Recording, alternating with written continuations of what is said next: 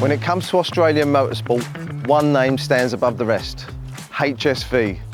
But the first car to wear that badge didn't receive the warm welcome that we're all used to today. I'm Richard, and welcome to In My Garage, where we look at legends behind closed doors. Today we meet with the owner of a car that marked the beginning of an entirely new chapter for Australian motoring history. Let's go and have a look. Hello there, Craig. It's lovely to meet you, mate. Nice to meet you too. I believe you've got something really wonderful in this garage, and I'd love to have a look at it. I do. Let's walk this way. Wow, a Walky. It is. It's a 1988 VL SS Group A SV. So, Craig, for our viewers, what are we looking at here? Yeah, it's a VL Walkinshaw, and it was, I guess, the child of being brought out from when Holden and HDT and Peter Brock had their split in 1987, and HSV were appointed to build these cars to get Group A homologation to be able to race. How long you had it? I've had it for 20 years this year. It was a special order car, so the company that did the marketing and merchandising, trade stands, things like that for HSV back in 87, 88, their managing director ordered the car. He wasn't a big fan of it and said that he wanted things like leather and sunroof, so they said they could organise that for him, and that was all done at the factory at Notting Hill in HSV. And we've got some radical looks going on here, but they had trouble selling them. What was all that about? No, they were expensive, around 45 to 47,000 back in 1988, which is a lot of money. And the style of the car didn't appeal to a lot of people. The body kit obviously is quite outrageous, and it is a race car in that sense, and that was what it was made for. So a lot of people didn't like it. They didn't sell very well at all initially, and dealers did a lot of things to sell them back in those days because they were just trying to get them out the door. So, Craig, we're looking at a racing car. I think we need to really have a look underneath this bonnet and see what we got under there. Oh, no worries. Yeah, I'll open it for you.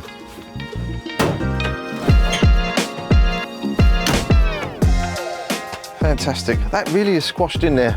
Now, we've got to talk about V8. So, it's Australian, love that V8. That's quite a big lump they've got in that intake manifold. It's absolutely fantastic. But talk us through it. What's going on under this bonnet here with this engine? Yeah, it's the first Holden fuel-injected V8 that they ever did.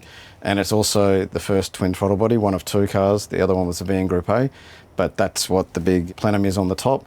And that's also a big part of why the bonnet scoops there, because the intake manifold goes above the bonnet. So that's what the hole's there for, along with the air intake, with the air filter and the radiator. But yeah, this is a bit of history in that sense. Definitely going to breathe well. So one of the manifolds inlet intakes is actually different to the other. What's going on there? Yeah, you've got a 65mm and an 80mm, and the 80mm is actually a Ford throttle body, which they ground the Ford logo off.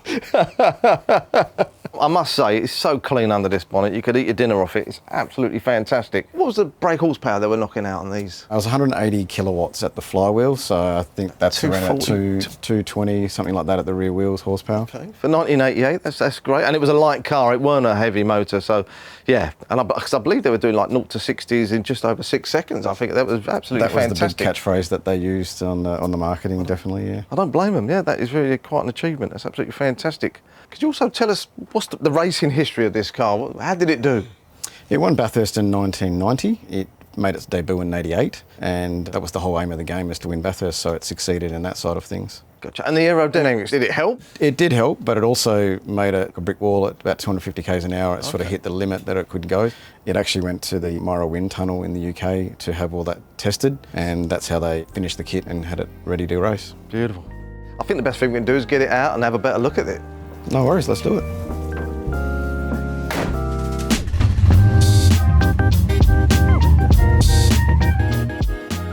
Well, it's definitely radical there, Craig.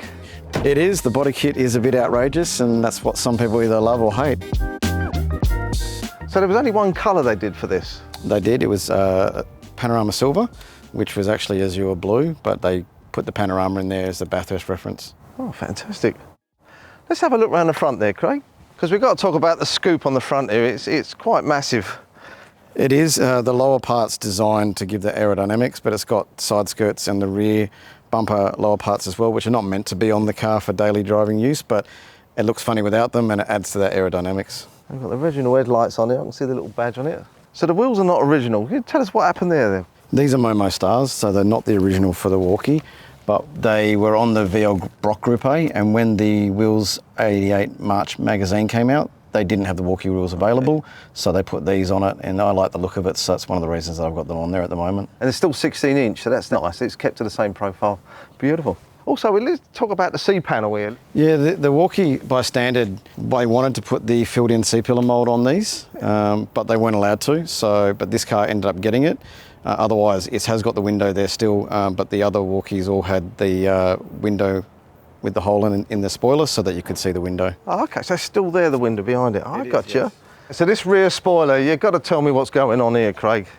Yeah, they put that in there and they looked at the rule book and saw what they could do in terms of as big a wing as they could in the boot lid, and that's what it came out. It does look outrageous, but it helps with the downforce and being able to race. I can see this is where people got put off. It's not pretty when you first look at it. It's growing on me, but it comes with a shape and it looks like fast. It's odd, and even in the 80s that probably was standing out. But it did have some horrible nicknames. Yeah, the Batmobile, the Plastic Pig. But have you got any nicknames for this? Yeah, the rear spoiler, I call it the bird bath. It likes to collect anything if you're near trees, leaves or anything like that. But when it rains and water or whatever, it does collect on the boot lid and a little bit in that valley that's there. So, yeah.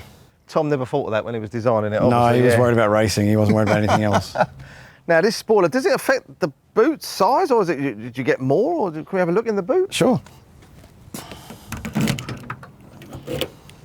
So it doesn't really affect the boot size. So it's just standard. And you've got the gas strut as well. The gas strut, otherwise the boot lid's too heavy, it won't stay up without that, so it'll just fall straight down. So that's definitely something that was needed.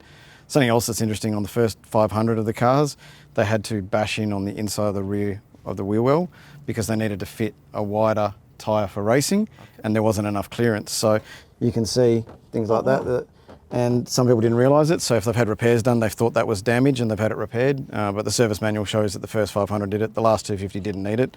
But it's something that's on the cars. It's one of the things that you can get to show that it's a real. It looks like it's been in the panel shop, yeah. It does, yeah. So we touched on all the special order stuff. Let's go and have a look at the interior. Nice. Fantastic. Gone back to the 80s. Now, Craig, I can see sunroof, I can see leather. It's all to spec. Yeah, like you say, it's not been interfered with. It was done at the factory. Absolutely fantastic. This car was finished as a standard Walky, and then they came in, they took the interior out, and when they did that, you can see on the B pillar, they left the vinyl in there. They didn't take the seat belts out. So then they had the sunroof put in while the interior and the hood lining was out. Then they retrimmed with the hood lining being velour, including the sun visors.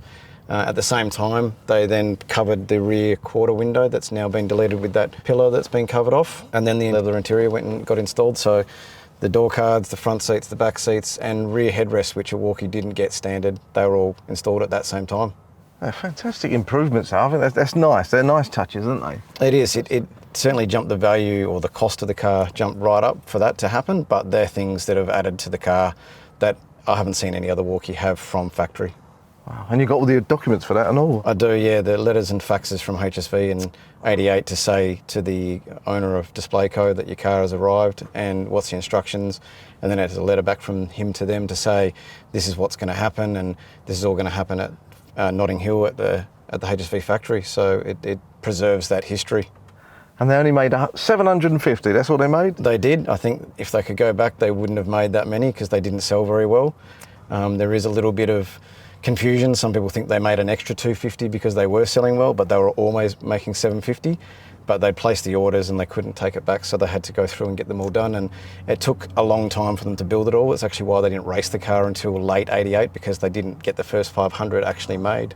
And I see they give you a badge. Your one's 369. It is 369 out of 750, and there's also the tag on the firewall that has the date and the build number as well. Fantastic. I must say, these are very comfortable, these seats. They're absolutely lovely, aren't they? They are pretty comfortable. Surprisingly, a lot of people don't realise this, but they're actually JE Chimera seats that they then put bolstering on. The Shield, they wanted to use Shield seats, but they were too expensive, so they're trying to keep the cost down. And yeah, so there you go, a piece of JE Chimera in the Walky. I love them. So Craig, I see this magazine here. What's Wheels? So the Wheels 88 magazine in March was the debut of the Walky, and they didn't have the Walky wheels available at the time, so the Momo Stars went on, which is what I've got on the car now. But you'll notice that it's actually got the filled-in C-pillar moulds on that back corner, which is what my car's got. So I don't think that's my car in the magazine, but it's representative of that sort of style that they put out at the beginning, which is what I've got the wheels on for it now. Okay. So there's a picture of Tom Walkinshaw there. Yeah, I met him in 2006. He was in Perth for the V8 Supercars, and so I met him at Shacks Holden, which was great. Managed to get him to sign a poster of my actual car. I didn't have the car at the time, otherwise I would have got him to sign the glove box had I had it, but it was good to meet him and you know, obviously someone that was so influential in the car. That's a nice fella, was he? He was, yes. Yeah. It's sad, yeah, he's passed away now, but yeah, it was good. It was good to meet him when I did. Obviously, you don't get the opportunity every day. he's definitely left his mark on racing. Absolutely fantastic. Well, I'll be honest with you, Craig, I'm from the UK, so we did have some weird and wonderful cars then for fast Fords, and in Vauxhall done its own thing. Colton, the Lotus Colton was a fantastic car as well, but it's growing on me. But did any of them go anywhere else in the world, or is it just Australian muscle car? No, the last 20 or so went to New Zealand, and Tom had his own daily drive car, which was build number 500. It went to the UK for a number of years, so there was one floating around as a daily drive for Tom. It's now back in Australia, but it was over there for a while. I wish I saw it, that would have been great. Now, best thing we can do with this car, I'd love to have a drive in it. Let's go. Thank you.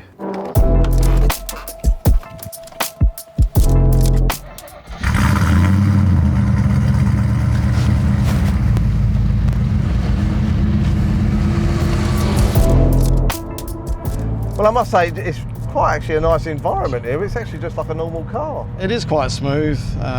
You know, when you give it a bit of poke, it goes up, gets a bit loud and does what it's got to do, but it's actually quite nice to just drive and cruise all around. You know, like quite often when I'm driving like this in normal suburban areas, I don't really get out of second to third gear, you know, it doesn't need to. So it's nice to be able to do that. And because it's so outrageous and people look at it, and you do see a lot of people that point at it and give you the thumbs up and kind of look a bit surprised because you don't see them on the road that much anymore. Do you remember the first time you ever saw one? Yeah, I saw it at a car show. I think it might have been the Holden versus Ford show in like 1998 or 2000 or something like that. And yeah, I saw it and just thought, hey, that looks outrageous. I like the look of it. And as I said, I already liked VLs, so the fact that I had that and I liked the shape, and this was just a continuation of that, you know, really appealed to me. So it's the reason why I bought one, but it's why I started the website that I had and now the Facebook group. And I guess one of the things that's been great about it is you meet other people that have got them. You know, like my best mate now is the guy that I bought this car off over in Sydney. It's a community, so it's all that sort of stuff that comes with it, which is just an added bonus, but it's a lot of fun. And do you get a chance to meet up with other owners? Not as much as I used to, but early on in the early 2000s, 2006 it was, I ended up organising a cruise and we had 15 genuine Walkys there, and we went through the zigzag with 13 of them. 2 of them were actually Walky limos. Do you know how many there are actually in Perth? There was quite a few in the early 2000s where a lot of people bought them over from over east, and a lot of the people that I knew that have them have sold them now, so unfortunately it's sort of gone down, but I know at least 10 other ones in Perth. So that's not bad. There's a few, yeah. It's funny, because of the factory options, a lot of people think it's not a real Walky because it doesn't look like it from the outside and when you're looking at the leather. So that also quite often throws people when they go, oh, is this a genuine one? I don't ever get offended when people don't think it's real. But obviously having the paperwork and knowing the history is a big thing, so. Yeah, it does drive so nice though. It's like a normal everyday. It's comfortable, smooth. The exhaust is there, but it's not overwhelming. It's lovely. So Craig, I believe the price on these cars are just accelerated. I mean, has it ever crossed your mind sort of what it's worth now? They've gone up in value quite a lot from when I first bought it, which is one of the reasons I made the decision to get it when I did, because I wouldn't be able to afford what they're worth today. And now Walkys are between 200,000 to 300,000 depending on kilometres and originality and logbooks and all the stuff that goes with it. I've never thought of selling it. I want to keep it in my family, hand it down to my kids. I've had a few offers, but it's never really crossed my mind. My stepson, he was never a big car fan, but as he got older, he got to see it, learning to drive in a manual, all those sorts of things actually helped his little appreciation for it more. Okay. My 13-year-old was never really big into it, but recently he started to get into it where I'll say we're going to go for a drive in the Walky, and he enjoys it. He knows that it is rare and he enjoys being in the car and seeing what it's like. And when we go to car shows and people come up to it, he kind of gets the opinion of it, going, okay, wow, there's heaps of cars here and a lot of people are fixated on this particular car. Or if we saw another Walky at a car show, we'd be like, wow, there's another one, and you just don't see them on the road that often. One of the things I actually loved about it was if you look back in the 88, 89, 90 Bathurst and all those races, you see the Walky, and it actually, apart from the colours and the livery being different, it's exactly the same as what this is in terms of the body kit and the styling, so it looks like that, and to know that I've got that in the garage, that's what's appealing. It is a nice feeling, yes.